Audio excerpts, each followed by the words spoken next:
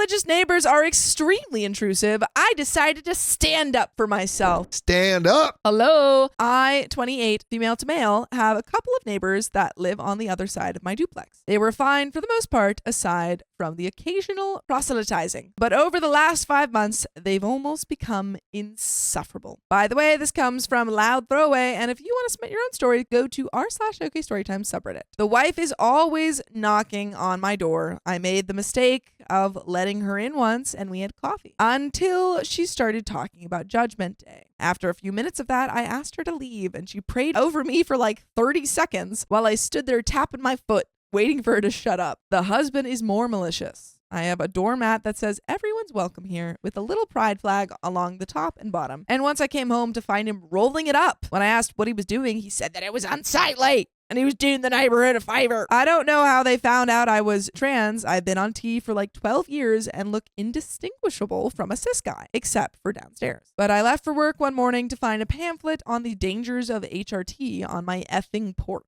Well, you know what's also dangerous? Hatred. Well, maybe at least they're being educated on what the trans experience is. Yeah, they're like, it's like a really informative packet. It's like, just make sure that you're eating enough. Yeah.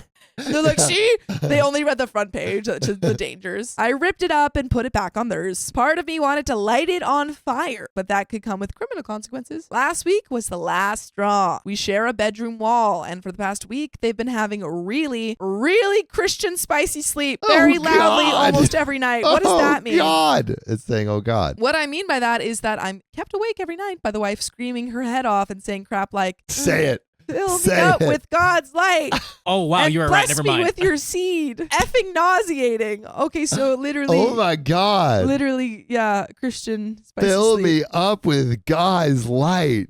Dang. Man's got that. Okay, the only upside is that stuff. it usually only lasts for 5 minutes. LMAO. I left them a note asking them to keep it down, and I came home to it ripped up on my porch. Half the time, I don't think they're even effing. I think they're just yelling through the wall at me. Here's where my hypothetical comes in. I have a boyfriend, Jesse, 30 male. We don't live together, and we can get pretty loud during spicy sleep, as he's a very good at it, and I'm very lucky. Usually we have it at his house out of respect for my neighbors, but I've lost this respect entirely. Would I be the a-hole if I invited my boyfriend over to stay the night and we had really loud, raunchy, spicy sleep to piss off the neighbors? I asked him and he thought it was hilarious and agreed to do it, but I still feel like a bit of a clown.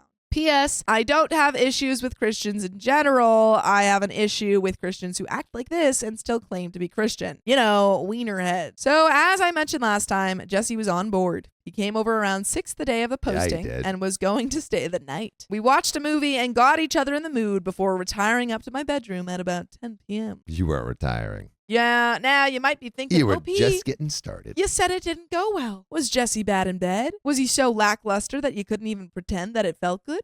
Are you two breaking up forever as is the norm with relationships on Reddit? No, and also, hold on a dang minute. I won't go into too much detail, but it lasted for an hour and a half. Ooh, an hour and a half? We both got spicy hobbies that would probably unalive a nun to hear about, and we okay. made sure they heard. I All heard right, so you were grumbling on the doing other side of the wall. What sounded like an argument, but no knocking or yelling or anything like that. Eventually, we finished, and it was so nice not hearing anything on the other side that I suggested that Jesse stay over for a few more days. Oh, so the party's still going. Party's Of course you get this story, by the way. Yeah. Someone asked me in DMs what my goal was for annoying them. This was not to annoy them. It was to make it so they'd never be able to look Jesse or me in the eyes again. I wanted them to avoid me at all costs. In the morning, I went out to grab the mail, and the wife was out there on the porch waiting for me. She was bleeding. Bleating? Like, Desperately trying to put her hands on me to pray. Dude, I kept knocking her I feel away. like she's inspired. Yeah. She's like, damn, it can last more than 5 minutes? She's like, please tell me. Please tell me your secrets. I kept knocking her away and told her not to touch me and to leave me alone. She kept crying after me and knocking on my door to get me to come out or she'd get her husband. I went back inside and told Jesse we'd have to be even louder tonight. Well, we were. And this I feel time, like this is your kink at this point. I think so. I think you've unlocked a new thing. We heard knocking and shouting. Didn't stop, though. It was equally as good, if a bit shorter. When we finished, everything was quiet. The next afternoon, I went off to a friend's birthday party while Jesse did some work from home. When I was there, I got a terrified call from him. He said, first off, that he was safe. I took Jesse's car to the party since he was blocking me in. And when the husband saw that my car was the only one there, he assumed I was home alone. He then, according to Jesse, yelled at me to come outside. Jesse ignored him as I asked him to do, but then came the banging. I've been keeping it light and storyish so far to not freak myself out again, but I can't keep it up here. The crazy effer tried to punt down my door and was screaming about how he's going to come in and make me pay for what I did to his wife. Yeah, dude, the wife is now She's just like, so sad about her spicy sleep life. It only lasts 5 minutes. She's like, oh my God, they're still going. Yeah, she's like, people can do this? I want a divorce. And he's like, you're going to pay. Thank God it was locked with a heavy lock. Jesse immediately called the cops. Good. And they arrested the husband. Jesse is fine. I am fine. I can't say much about the case or charges since I'll be testifying soon. I'm currently staying with Jesse at his house and probably will not go back to my old place except to move out. Jesse makes very good money and is willing to set me up for a while.